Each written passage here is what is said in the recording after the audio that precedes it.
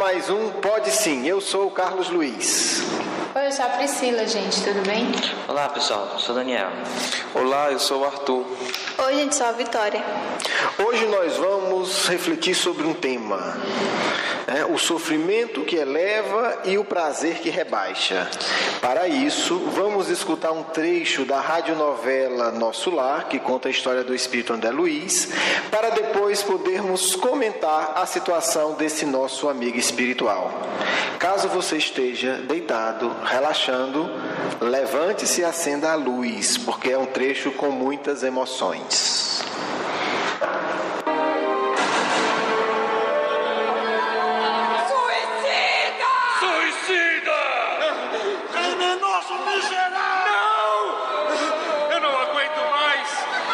Vocês, porque me perseguem feito loucos? Aonde pensa que vai, seu covarde? Você não tem para onde fugir, assassino! Não, eu não sou assassino, eu não matei ninguém! Deixe-me em paz! Deixe-me em paz! Por que fazem isso comigo? Assassino de si próprio! Suicida! Olhe para mim! Olhe para mim, criminoso! Olhe para mim! Não! Não! Afaste-se! Você é monstruosa!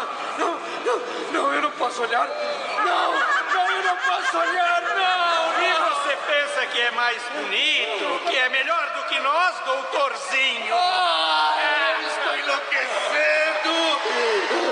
Saiam de perto de mim, criaturas horríveis! Quem são vocês? O que são vocês? Saiam! Saiam! Ah, não! Soltem meus braços! Soltem as minhas pernas! Soltem a minha cabeça!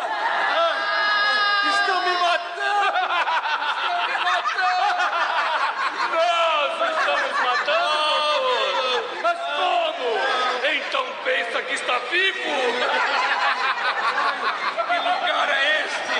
O que é que eu estou fazendo aqui? É o lugar que você merece, criminoso miserável! Vai apodrecer aqui por toda a eternidade, suicida! Isso depois de ficar completamente louco como todos nós, assassino infeliz! Não, parem com essa tortura! Eu não sou criminoso! Eu não sou suicida! Eu não sou suicida! Não me mate! Não me mate! Voltem para as trevas nojentas de onde saíram! Voltem! Ah, piedade! Eu estou com muito medo! Eu estou doente! Eu tenho muita fome, muita sede! Alguém me ajude! Piedade!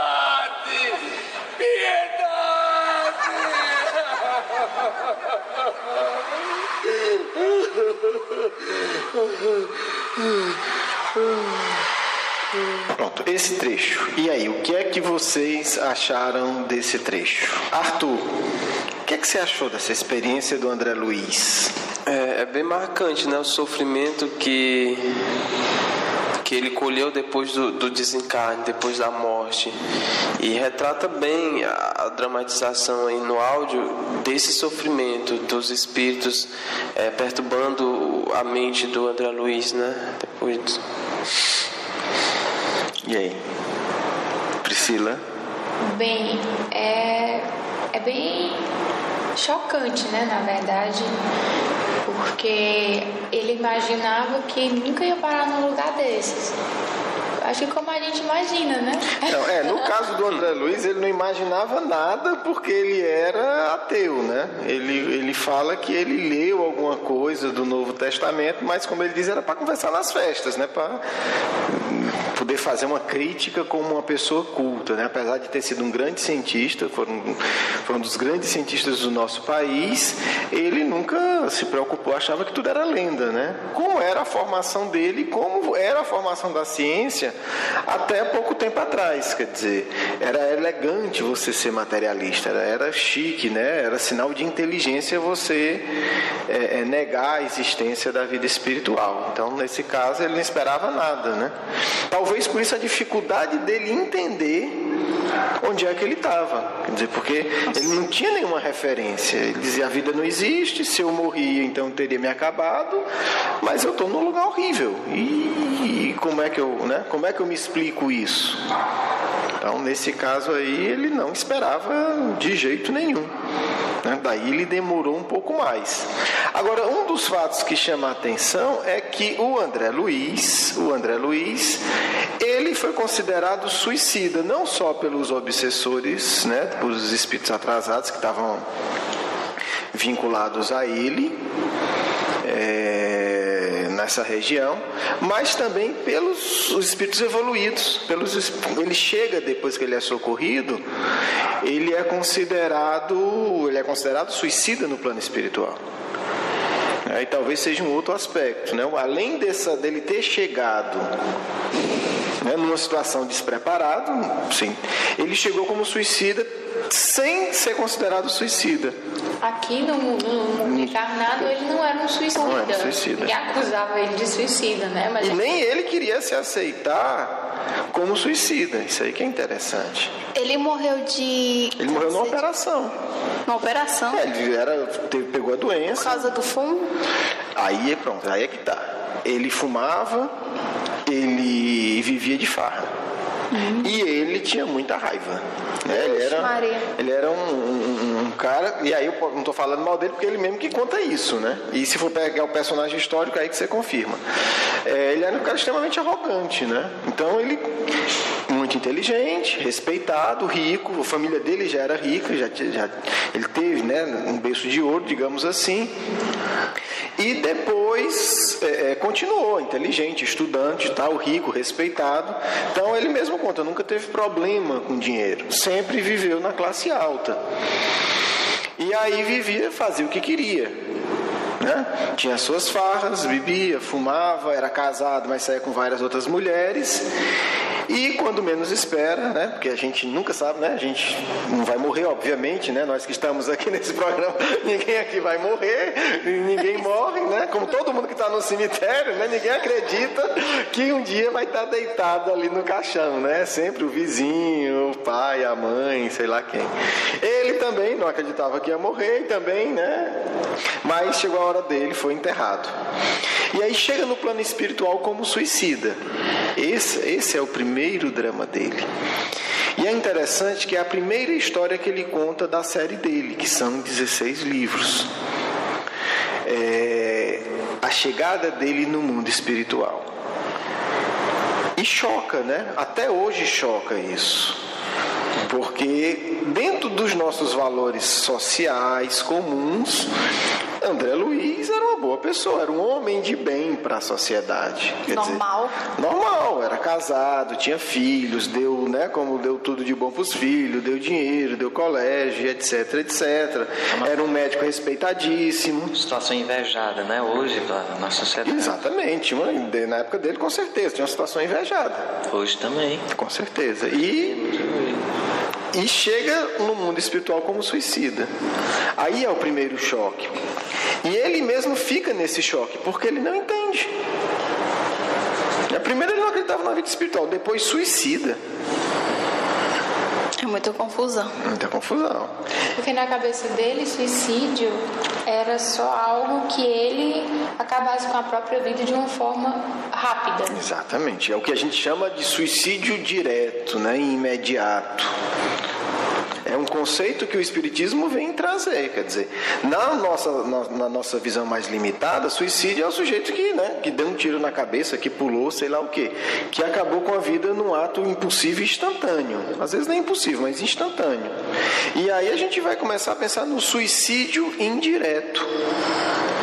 Quer dizer, o que é o suicídio indireto? É o indivíduo que diminuiu o seu tempo de vida por uma conduta equivocada. E aí isso é interessante. E o André Luiz passa 8 anos nessa desgraça toda. Nossa Senhora. Aí Aí o que é que ele fez? Conselho para quem não chega bem no mundo espiritual: não faça igual o André Luiz. O que ele fez? Ele demorou 8 anos para fazer uma prece sincera, simplesmente. O sujeito passou 8 anos no meio dessa confusão. E o povo puxando e fazendo confusão e não sei o que, etc, etc. Até que ele, vencido, dobrado no orgulho, e aí é ele que conta, então não estou falando mal do André Luiz, vencido no orgulho, ele pela primeira vez, segundo ele, faz realmente uma prece sincera de arrependimento. Porque até então ele era o grande cientista, o grande intelectual, o grande médico que sabia das coisas. Então pedir para Deus não existe.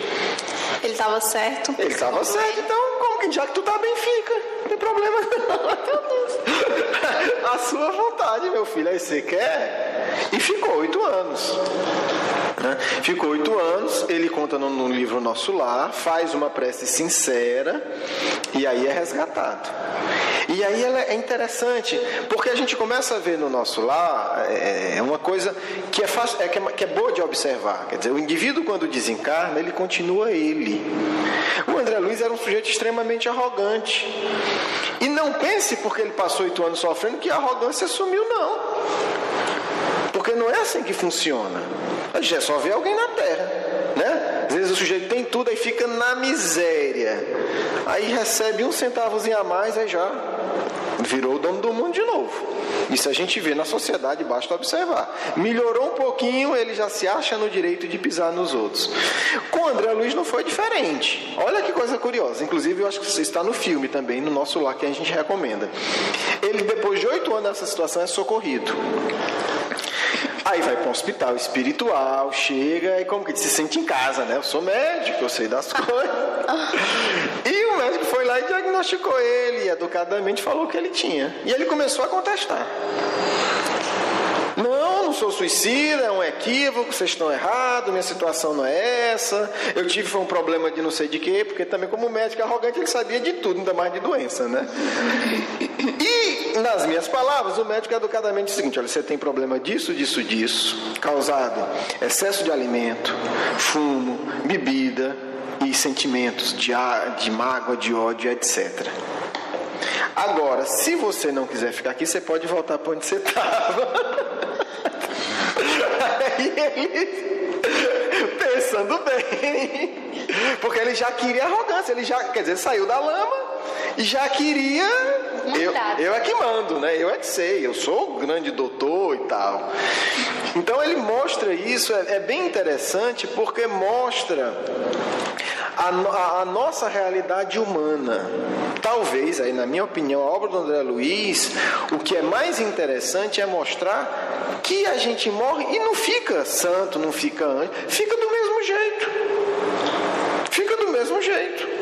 As nossas reações são parecidas, claro. Se na Terra a gente está num lugar, né? Tá num lamaçal, está perdido num pântano, está sendo atacado por um marginal, claro que a gente fica assustado. Mas se a gente é arrogante, na hora que saiu dali do perigo, não, eu é que mando, eu é que sei, eu é que entendo de tudo. Uma coisa interessante é porque a gente tem muita mania de achar assim: não, desencarnou, tá quase um santo já perdoou todo mundo que tinha raiva, já deve estar no céu dormindo o sono eterno, né? Então, assim, a gente aqui na Terra, para perdoar uma pessoa, perdoa de um dia para a noite? Pode até perdoar, mas é difícil. Não perdoa. Do dia para a noite, se for uma mágoa mesmo, grande, né? Não existe esse perdão. Porque morreu, no caso, desencarnou, a pessoa vai perdoar todo mundo já. Então é difícil, a gente não muda de uma hora para outra. A gente não muda aqui, aí lá também ninguém muda de uma hora para outra, né? Exatamente. O André Luiz é interessante, tem uma outra cena que ele está lá no plano espiritual e aí ele vai visitar a mulher dele, que é tipicamente humano, quer dizer, o sujeito chega em casa, na cabeça dele é a casa dele, né? A minha mulher, os meus filhos, né? O meu quarto, a minha cama, o meu cachorro, enfim, é tudo meu. Ele já está bem, ele foi lá, já levou umas cacetadas dele, ele que conta, então não sou, né? Já levou várias pauladas para ver se amansava. Por exemplo, ele queria ser médico no plano espiritual, só que ele não sabia, ele sabia a medicina da terra. Aí ele foi lá pedir. Aí quando ele viu a situação do resto do povo, aí ele baixou a cabeça. Aí foi trabalhar o quê? Foi trabalhar na limpeza geral.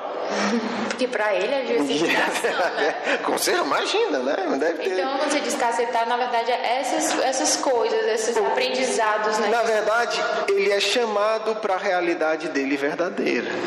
Né? A questão do desencarne é isso. Nós somos chamados para a nossa verdadeira realidade. Se nós somos elevados de verdade, no plano espiritual, a gente vai estar numa situação elevada. Se nós não somos, não adianta fingir. Elevados moralmente. Moral e intelectualmente. Né? As duas coisas. Ele é relativamente elevado intelectualmente na Terra. Né? E lá ele tinha inteligência? Tinha. Mas ele não tinha conhecimento.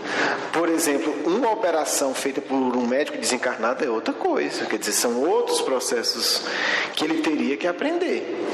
E como ele estava muito perturbado emocionalmente, ele não teve nem condição.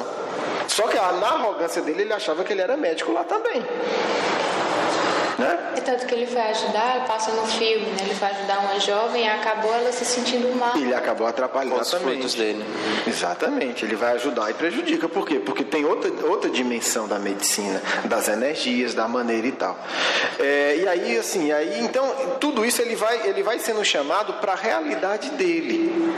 O desencarnar é complicado, quanto mais a gente se esconde de quem nós somos. Essa é a grande questão. Porque a realidade espiritual não está vinculada à realidade social. Você pode desencarnar pobre, sem ser famoso e tal, e desencarnar iluminado, numa situação maravilhosa. Você pode desencarnar tendo um excelente enterro, rico, todo mundo batendo palma, com 10 milhões de missas para você. E chega lá, você está numa situação miserável. Porque você vai refletir exatamente a sua realidade interior. E aí André Luiz, sim, leva tudo isso, começa a colocar o pé no chão, né? Começa a entender que ele não é o grande fulano de tal e etc. E vai visitar a casa dele. Olha como é delicado. As pessoas às vezes não se dão conta de, sabe por que aquele fulano não vem aqui? Porque às vezes não, olha como é delicado. Ele chega na casa dele e por muito pouco ele não volta para a região inferior que ele estava e não se torna um obsessor. Por quê? Porque a mulher dele estava casada. Pois é, ele encontra um homem na cama dele, ainda com o pijama dele. Nossa, lá da mulher dele. Ele entra em desespero. Como é que pode? A minha mulher, meu pijama, minha cama, e esse sujeito aí aqui fazendo o quê? Falando dos meus filhos com autoridade? Que história é essa? O pijama é exagero. Não, mas é verdade. Pelo menos o filme mostra isso. Quer dizer, resultado. Ele fica desesperado e ele começa a entrar em parafuso. É um choque emocional. Ele fica assim, como é que pode? E não é incomum, eu já lidei com casos assim na desobsessão, do marido ou a esposa, o cônjuge vir perseguir o outro. Porque não aceita. Não aceita que ele ou que ela tem um outro relacionamento. O sujeito morreu há 5, 10 anos e continua lá e continua dizendo, é minha mulher, meu marido, é minha casa, é um ladrão, está roubando o que eu tenho e por aí vai. Então o André Luiz é um caso muito emblemático para a gente. Da realidade espiritual. Uma coisa que eu queria falar Carlos, tipo assim, conheço várias pessoas que dizem, eu queria uma mensagem de um primo, de um irmão, de uma mãe, e eu fui no centro espírita e ninguém apareceu porque eles não querem falar comigo, mas às vezes é a realidade espiritual daquele espírito que não está podendo vir agora, naquele momento. As duas coisas. Às vezes é a realidade espiritual, mas no caso das mensagens há também a falta de preparação de médiuns para essa tarefa, né? Porque a mediunidade é um potencial que tem que ser educado e direcionado para algumas áreas. Então, por exemplo, em Minas Gerais, no glorioso estado de Minas Gerais, que tem uma tradição muito boa espírita, é bem mais comum. Em Uberaba, você tem vários centros espíritas que toda semana os médiuns estão recebendo comunicados. Eu até conheci a história de um casal quando eu estive lá, que um advogado, enfim, espíritas, e perderam um filho jovem. Eles foram em 3 centros espíritas diferentes e receberam 3 mensagens, uma confirmando a outra. Interessante. Então, possível. Alguma informação é possível.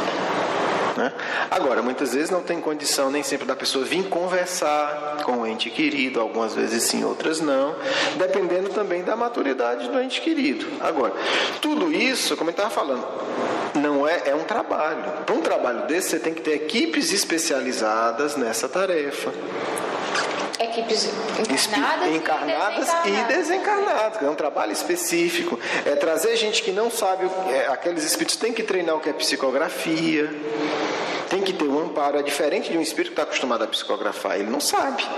Tem que aprender a transmitir isso para o médico. Você tem que aprender o espírito a controlar a emoção naquele momento, para não ser uma coisa excessiva. Você tem que ter o médium educado, né, que consiga captar esse tipo de mensagem. Como toda atividade mediúnica, requer uma preparação específica. Né? Eu tenho certeza que se nós tivéssemos mais preparação nessa área, nós teríamos muito mais mensagens. E Kardec faz isso. Kardec tinha várias reuniões em que ele, 1, 2 médiuns, reuniões que ele fazia em casa, na casa das famílias, e dava oportunidade para os familiares desencarnados se comunicarem. Então, em grande parte dos casos, em boa parte, a gente pode dizer que falta a educação dos médiuns, porque vem médium para fazer isso. Só que às vezes não faz, né? Se acomoda, não conhece seu planejamento reencarnatório ou não quer conhecer. É um trabalho delicado? É um trabalho delicado. Você tem que ter uma certa preparação, você tem que ter médiuns treinados a filtrar informações específicas. Mas é perfeitamente possível. Né? Tanto é que em Uberaba você tem vários centros que fazem isso.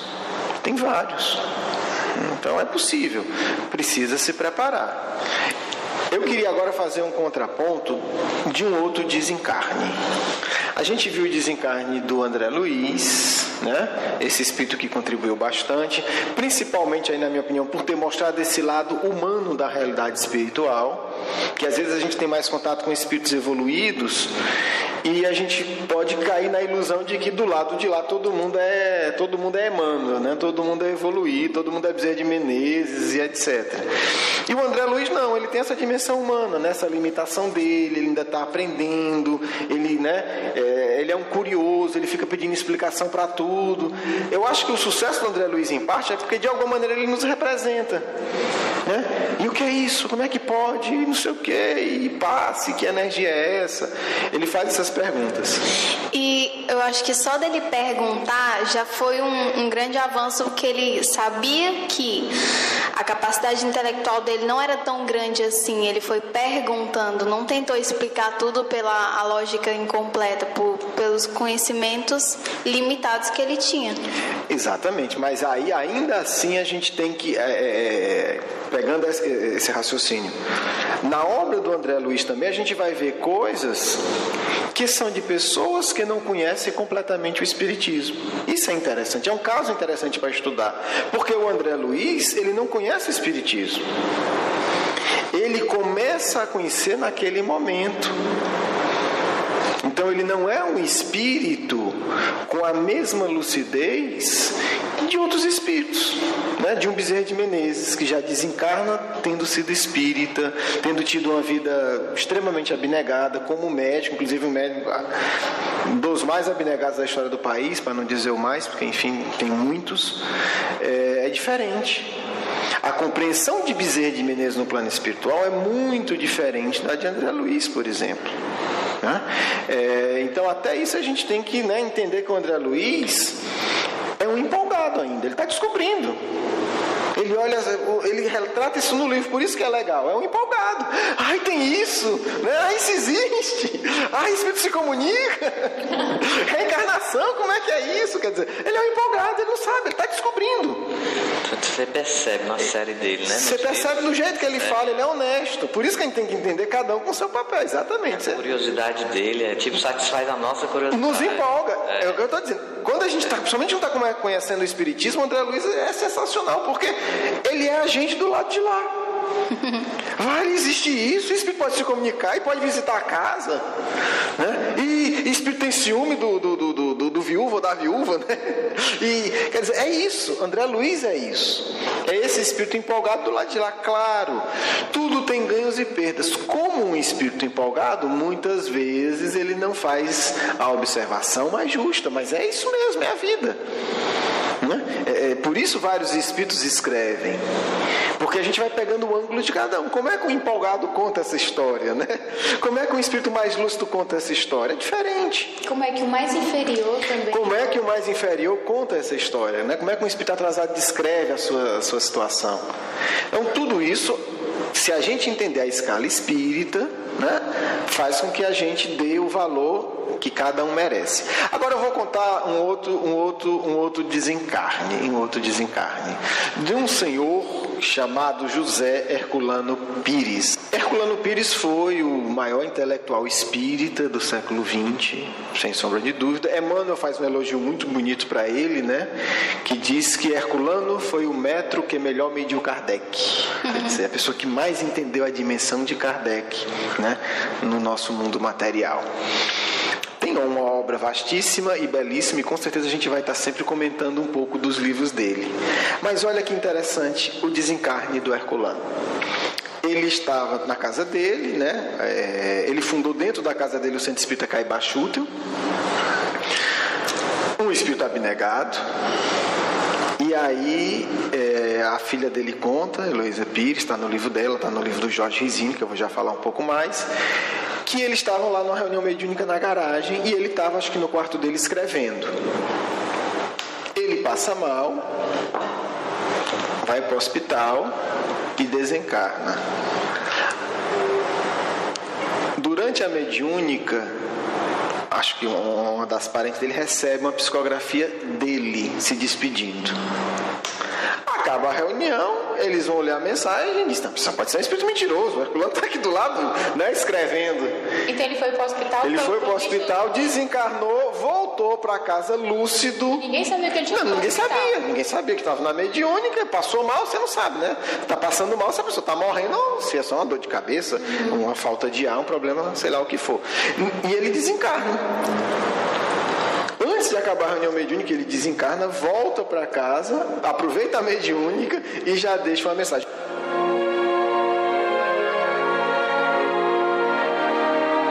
Família querida, vivendo contigo. Ele era um poeta, ele escrevia muita poesia, então aqui é uma poesia. Família querida, vivendo contigo, dias felizes e amenos, na experiência do lar prossegue a vida. Coragem e otimismo. Não quero pompas nem velas, entre aspas, né? Apenas a simplicidade do professor do interior em metrópole de céus e estrelas. Sustente em apoio vibratório a casa. Ampare o livro da codificação. Eu, em espírito ou memória, ao lado dos amigos espirituais, convosco sempre estarei, no apostolado de pregar e servir a doutrina dos espíritos com o mestre de Lyon. Virgínia, que é a esposa dele, querida, mais esposa do que esposo que fui. Depois eu explico isso.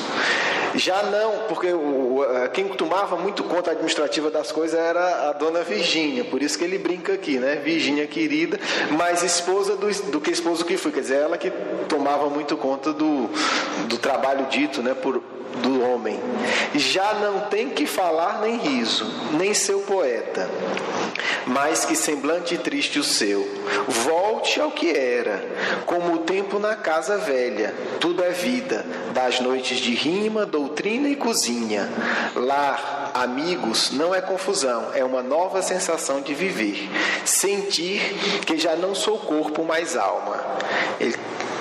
Para encerrar. Até que enfim desculpe, espírito de verdade, amparado em novas luzes, a nossa luzinha, que ajudaste a construir no momento a Deus, menos choro e mais café. Se há dificuldade de captar a escrita, imagine a de despertar aqui, para dizer aos daí, sobrevivência da alma, muita paz em Jesus. Isso poucos minutos após o desencarne. E aí a gente começa a ter uma noção da realidade espiritual, quer dizer, de uma vida extremamente abnegada, né? Por muitas vezes ele recusou uma situação financeira muito confortável para poder se dedicar ao espiritismo, né? Duas coisas só para dar exemplo. Ele foi convidado para ser vice-governador de São Paulo. Nossa. E pensou, São Paulo é o estado mais rico, né? É mais rico do que muitos países aí. Não quis. Uma outra vez, ele sempre sonhava em morar no interior, ser professor de uma universidade para ter uma vida mais tranquila, né? Ele era jornalista. E aí conseguiu um emprego muito bom no interior, né? Foi diretor de uma faculdade e tal, enfim, foi para lá. E ele conta que lá não tinha vontade de escrever. Ficou com aquela coisa, né? Meu Deus, por quê? Agora tudo, né? A vida calma, tudo tranquilo, ganhando bem, a família confortável. E aí teve uma médium que recebeu uma mensagem lá de um espírito muito amigo chamado Caibá Schutel. E o Caibá dizia: volte, eu não vou ler a mensagem para não ficar muito longo, mas resumindo, o Caibá dizia: volte para São Paulo, que nós lhe apoiaremos. Seu lugar é lá, sua missão é lá. Ele ficou na dele, nem sim, nem não, né? Um conteúdo desse importante, se mudar com a família de novo, largar tudo, tem que pensar. E aí parece que um amigo estava, mais ou menos nesse período, visitando o Chico Xavier. E o Chico Xavier recebeu uma mensagem do Caibá Schutel de novo, dizendo a mesma coisa. Aí disse: não, agora... E aí conta que eles voltaram para São Paulo, ele pegou a mensagem, pregou na porta do quarto dele. Talvez para a dona Virgínia aceitar um pouco melhor, voltar para a dureza da capital paulista. Então, um espírito que realmente, assim, viveu uma vida abnegada para poder colaborar com a cultura espírita, né? Com 30 e tantos anos, ele teve, se eu não me engano, 4 filhos. Mas a família era bem maior, porque foi morar uma parte da família da esposa com ele. E ele, jornalista, tinha 3 empregos, largou 2, ficou com 1, para poder ter tempo de se dedicar à doutrina espírita. Porque não tem essa de ser espírito, tem que trabalhar, né? Por isso que eu digo, não vai ser em passe de mágica, ele não vai absorver o conteúdo dos livros da mágica, tinha que estudar, tinha que pensar, tinha que refletir e tal. Parece que valeu a pena, né?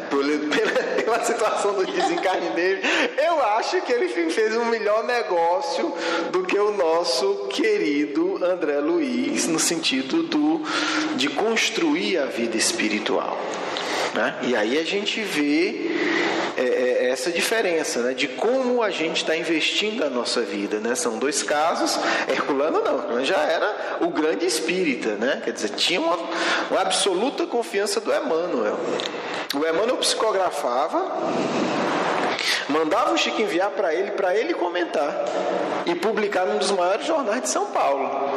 Então você imagina a confiança. Ele publicava, ele não comentava e ia para o Emmanuel avaliar, não. O Emmanuel mandava, ele comentava e publicava. E não deixou de fazer algumas ponderações em relação ao próprio Emmanuel. Então você vê o que é uma relação honesta. E não deixou de evitar que algumas palavras do Emmanuel fossem mal entendidas. Tem um texto muito interessante que o Emmanuel fala de fraternidade, de tratar bem e tal. O Herculano obviamente concorda, mas diz: não entendam que isso quer dizer perda de autenticidade. Porque hoje no movimento espírita, né, fica todo mundo falando manso, fazendo de conta que é evoluído, e isso não é espiritismo, isso é hipocrisia. Então aí a gente vê a realidade e a segurança, né, no comentário da mensagem do Emmanuel. Então aí a gente tem 2 exemplos. Não sei o que vocês acharam desses 2. E aí, Daniel?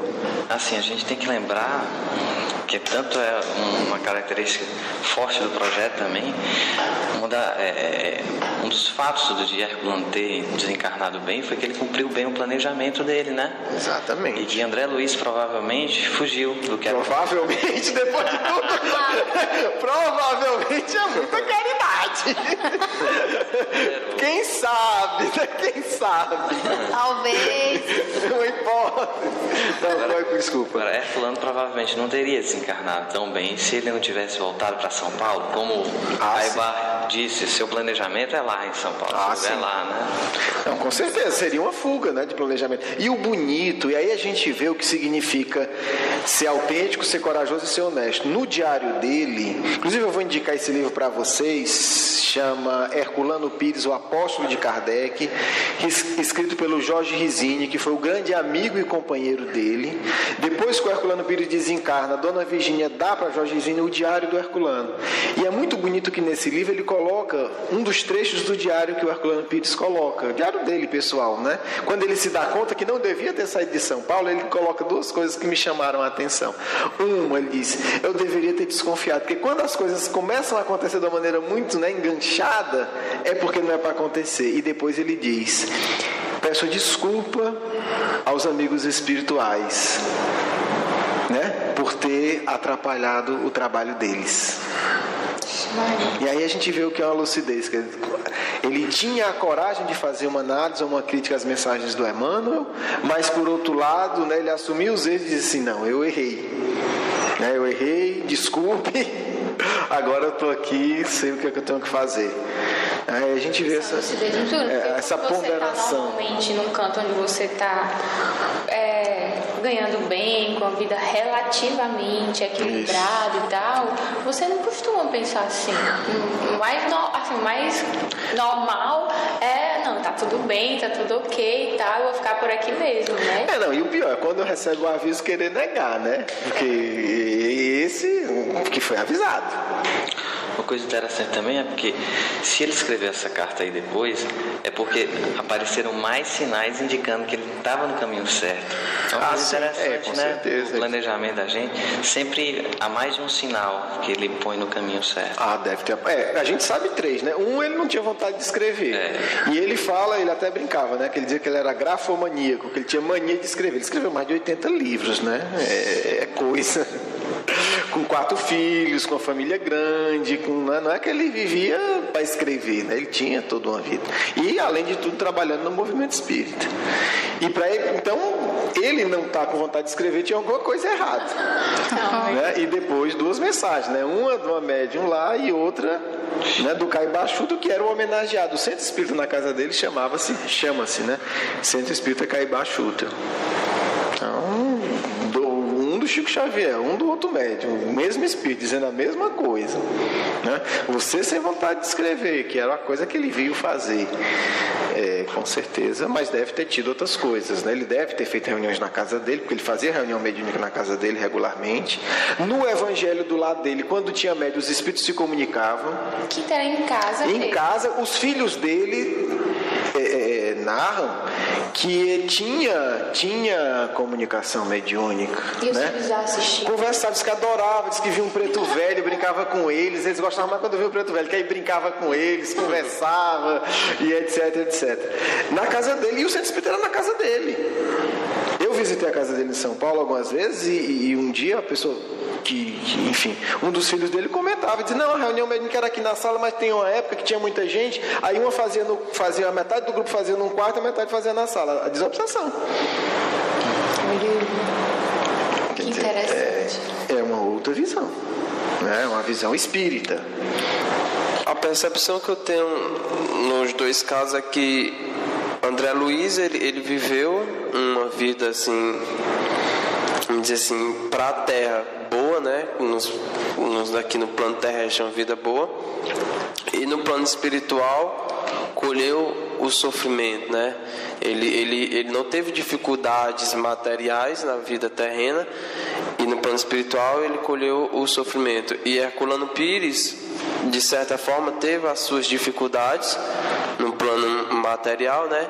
E no plano espiritual colheu, vamos dizer assim, você teve uma situação bem melhor. Então você vê aí a questão do sofrimento e do bem-estar no plano espiritual, né? Até que ponto tem relação, né, entre esses dois. Excelente relação.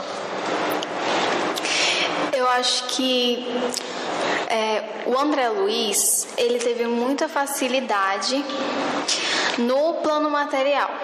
O Herculano também teve uma época que chegou ao mesmo ponto. Talvez o André Luiz tinha facilidade material, estava bem com família, trabalho, mas eu acho que também, eu tenho certeza que o André Luiz não se sentia no lugar dele, o que ele deveria estar fazendo. Acho que ele se sentia também deslocado. O José Herculano, do mesmo modo, se sentia deslocado, não sentia vontade de escrever, que era o que ele havia fazendo durante toda a vida. Eu acho que a situação no plano espiritual do André Luiz, do desencarne dele, teria sido 1000 vezes mais, teria sido completamente diferente se ele tivesse optado por ir atrás daquilo que completasse ele espiritualmente, daquilo que ele fizesse aquilo que ele gostava, ele se equilibrasse emocionalmente e tudo. Então, a grande diferença é isso, é ir em busca do alimento espiritual, que poucas vezes a gente faz. Exatamente. Bem, gente, então nos despedimos, né? Vamos agora para o nosso momento da nossa comunicação mediúnica e desde já para vocês uma ótima semana e um grande abraço.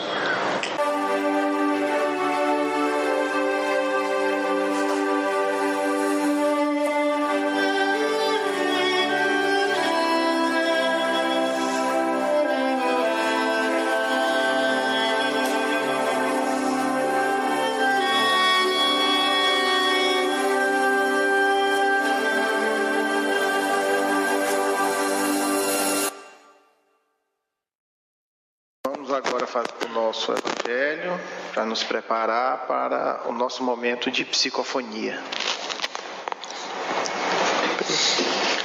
Capítulo: Muitos os chamados e poucos os escolhidos. A porta estreita. Entrai pela porta estreita, porque a porta da perdição é larga, e o caminho que a ela conduz é espaçoso, e há muitos que por ela entram. Como a porta da vida é pequena, como o caminho que a ela conduz é estreito, e como há poucos que a encontram. Alguém lhe tendo feito esta pergunta: Senhor, haverá os que se salvam? Ele lhe respondeu: Fazei esforços para entrar pela porta estreita, porque eu vos asseguro que vários procurarão por ela entrar e não o poderão. E quando o pai de família tiver entrado e fechado a porta, e que vós, estando do lado de fora, começardes a bater, dizendo: Senhor, abre-nos, ele vos responderá: Eu não sei de onde sois. Então recomeçareis a dizer: Comemos e bebemos em vossa presença, e vós ensinastes em nossas praças públicas.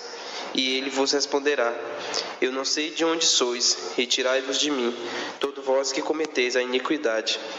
Será então que haverá prantos e ranger de dentes, quando vereis que Abraão, Isaque, Jacó e todos os profetas estarão no reino de Deus, e que vós outros sereis exortados para fora. Virão do oriente e do ocidente, do setentrião e do meio-dia, os que terão lugar ao festim no reino de Deus. Então aqueles que são os últimos serão os primeiros, e aqueles que são os primeiros serão os últimos. Senhor Jesus, obrigada por estarmos aqui e pedimos o teu auxílio para que a gente possa crescer e evoluir e ajudarmos nossos irmãos. Obrigada por tudo, Senhor. Assim seja. Nossa.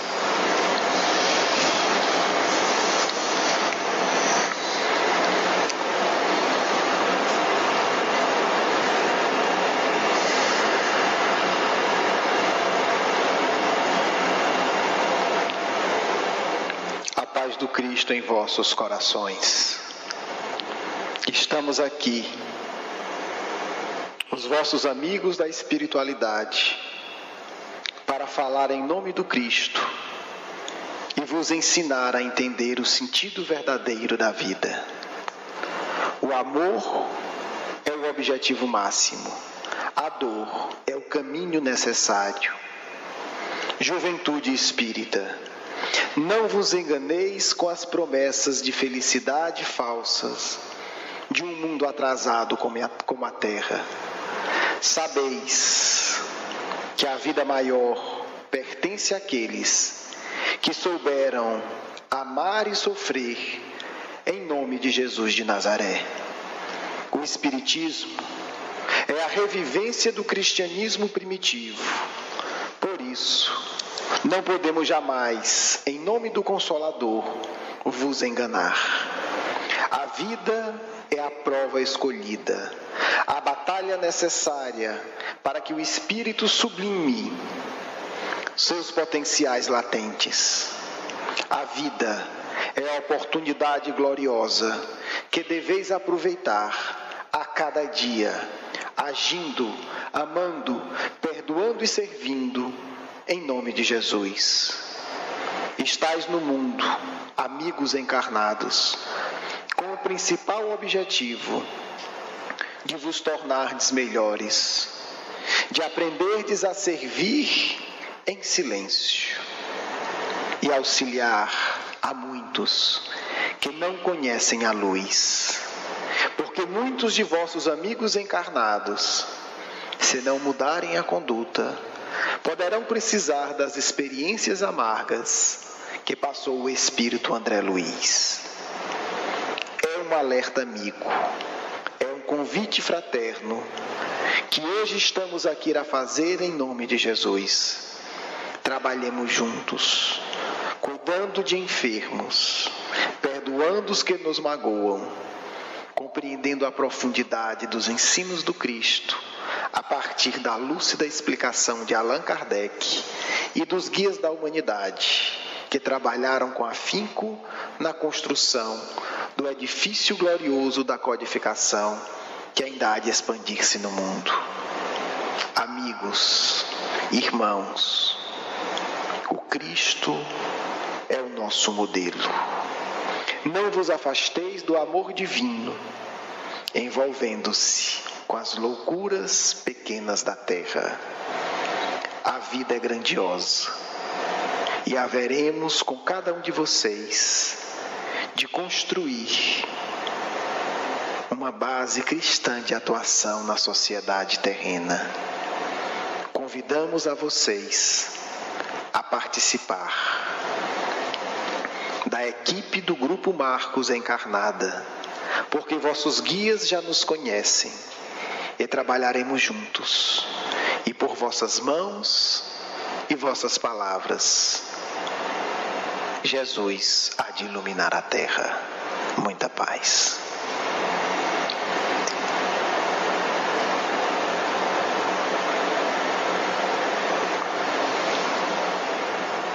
Saúdo a todos com paz e com pétalas iluminadas com o amor do Cristo. O Evangelho que trata do caminho estreito que leva à porta estreita vem ser considerável para o estudo deste programa, porque será neste caminho e na travessia por esta porta que nos depararemos com as razões e com os momentos de sofrimento que, melhor compreendido, resignado e vivido, nos levará à conquista de belíssimos frutos após a travessia. Jovens, há sempre a oportunidade de planejar e recomeçar. Se hoje não caminhamos da forma que nos agrada, podemos parar, refletir e planejar. Continuar sempre com um olhar horizonte e visionário de que tudo que hoje é suportado, vivenciado, terá uma consequência em um futuro. Fiquem com a paz do Cristo.